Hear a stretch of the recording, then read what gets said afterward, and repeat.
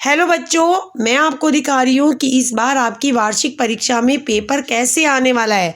ये एक sample paper है, 70 नंबर का आएगा। पहले अपठित गद्यांश आएगा, जैसा कि मैंने आपको इसमें दिखाया है। आप इसे ध्यान से रोक रोक के रीड कीजिए। फिर इससे संबंधित 5 क्वेश्चन आपसे पूछे जाएंगे, जैसे इसमें पूछे गए हैं। आपने इसको रीड करना है और इसी से आंसर निकालने हैं।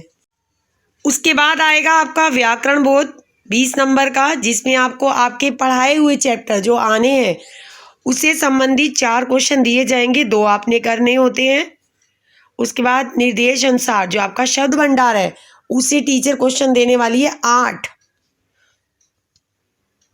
ये आपका 16 नंबर का है। इसमें पर्यायवाची होंगे, अनेक आर्ती, वाक्यांश के लिए एक शब्द, लोकोक्तियाँ, मुहावरे, सभी शब्द भंडार का एक एक आपके 2-2 क्वेश्चन बने होंगे। उसके बाद आपका पठित बोध फिर आएगा, आपका पढ़ा हुआ पठित पद्यांश एक कविता होगी जिसे आपने पढ़ना है बड़े ध्यान से, और उसके बाद उससे पूछे गए क्वेश्चनों के आंसर लिखने हैं। उसके बाद एक पठित गद्यांश भी आएगा, पद्यांश भी आता है, गद्यांश भी आता है। ये आपका गद्यांश है, आपने इसको भी ध्यान से पढ़ना है। फिर इससे संबंधित इन क्वेश्चनों के आंसर लिखने हैं। फिर आपके वर्ड मीनिंग शब्द अर्थ आएंगे, इसमें आपको 5 करने हैं।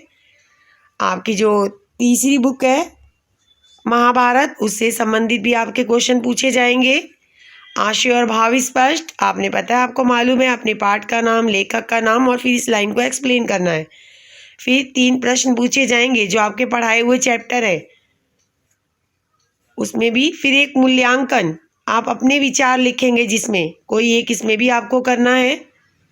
फिर लिखित बोध, लिखित बोध में होते हैं आपके लॉन्ग क्वेश्चन आंसर, जो आपको लेटर दिया होता है। अपनी छोटी बहन को मोबाइल का प्रयोग ज़्यादा करने पर रोक लगाने की सलाह देते हुए पत्र लिखिए, या फिर बहन के विवाह पर मित्र को आने के लिए पत्र लिखिए।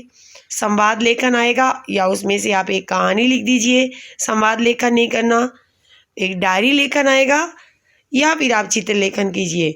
मैम आपको बहुत सारे ऑप्शन देने वाली है, तो आपको इस तरह अपने परीक्षा की तैयारी करनी है। इसमें ज़्यादा ज़रूरी ये है कि आप पूरा पेपर कर पाएँ, तो इसलिए ज़रूरी है कि आप 3 घंटे लगातार बैठ के या 1-1 घंटा बैठ के इन प्रश्नों का उत्तर लिख के देखिए कि आपको कितना समय लग रहा है। कि आप 3 घंटे में पूरा पेपर कर पा रहे हैं? कर पा रहे हैं तो अच्छी बात है, नहीं तो आपको इसकी बार बार प्रैक्टिस करनी है कि आपका पेपर 3 घंटे में पूरा हो जाए।